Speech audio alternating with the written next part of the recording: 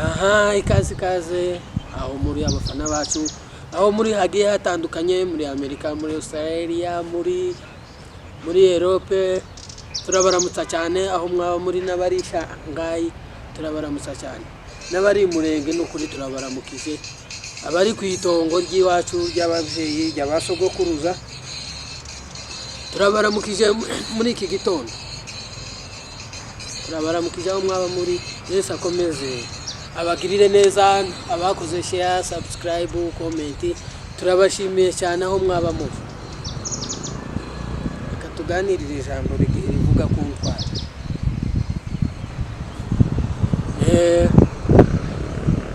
Mbere ya byose ndabashimiye aho tugeze ni ku bwanyu, ariko reka tuganire iki kintu. Wabonye amavideo y'urukoza soni kuri uyu mugoroba, aratubabaza tukibaza ese abanyamurenge tugeze. Ariko sinabitinzeho kubera ko hari icyo bita impano, akaba icyo bita ubukristo, akaba icyo bita ubufu. Ubu nyine dufite abakristo badafite ubufura, badafite ubunyangamugayo, ariko bakishije. Kandi muri mukutugayisha cyane kumva ngo umuntu w'umubyeyi yiyambuye amahuzu ngo ari kwereka undi umuhungu w'umusiribateri, iyo famiye nisenyuka, umusiribateri ntacyo amufasha. Edaheri tuza twitekereza kuba uri umumama ubyaye, umumama ufite aho yavutse, umumama ufite aho yashatswe, kubera ko aba ari ababyeyi babiri, aho washatswe naho niwanyu. Kumva ngo umwana w'umukorari ngo wishutinze video ntamahuzu, pornography, ni ibintu bibabaje. Kibaza se timuyijyanyaga ku isoko zibi promoting aho nibura mubonemo amafaranga, mwebwe mwishutinze. Twababaye cyane. Okay, hari icyo bita ubufura, akaba icyo bita imyangamugayo, akaba icyo bita indangagaciro. Ubufura bufite ubukristo bwubahisha Imana, ubufura budafite ubukristo bugahisha Imana. Kuba twarahunze si ikibazo, ariko ntabwo tugomba gusa n'abanyamahanga. Abanyamurenge turi ubwoko bwihariye, nubwo turi mu kugenda dufata imico y'abanyamahanga imwe n'imwe tutakagombye gukora. Edaheri turi n'injiji, si turi kumenya gukoresha rezo sosiyo cyangwa se social media uko bavuga. Ubu nyine utanga rekodi igashobora kuba yagera ku bintu ku bantu ibihumbi, kandi ari we wayishutinze wenyine. Video uriyifata na telefone ikarebwa n'isi yose, kubera ko ni ikoranabuhanga. Tumenye gukoresha ikoranabuhanga, warangiza ukazu tukaba abanyamakuru ngo bakuvuze, ni wewe biriye, ni wewe, kubera ko bavuze ibyo babonye, tibaguhimbi. Iyi video igutakariza icyizere, ikagutakariza agaciro, ikagutakariza ubufura. Ni ibintu bibabaje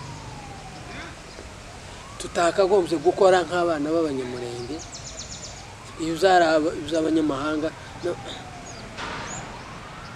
na Mose, Imana yabwiye Mose ati mureka base n'abanyamahanga, abitwaye nk'abanyamahanga bazaharimbukira mu butayu.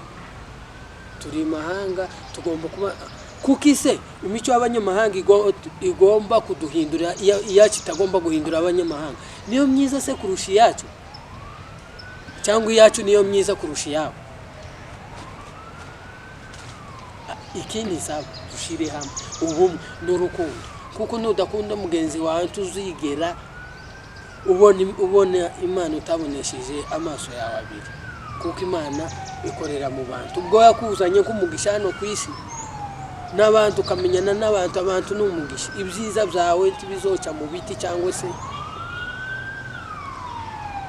mu mabuye, bizoca mu bantu, kubera ko abantu ni imigisha. Imana icisha imigisha mu bantu, kuko iyo witwaye nabi mu bantu, kubera ko umugisha Imana yakugeneye biza bikugora cyane. Tubetwe tureke kuba nk'abandi, kubera ko umuntu abuha agaciro iyo abaye we, akareka kuba nk'abandi. kuba ku rugero tuvuge uri mubi ku ishuri uwo ni wo mwihariko wawe niko gaciro kawe ntawe uzosa nawe nta n'uzotekereza nkawe kuko wowe uri wewe turi nk'abandi turakaje cyane kandi bigize iminsi biri repeated kuko imutatu kandi edayeri tukaba turi abantu bo mu nzu y'Imana twakijijwe tugize imyaka 40 turirimba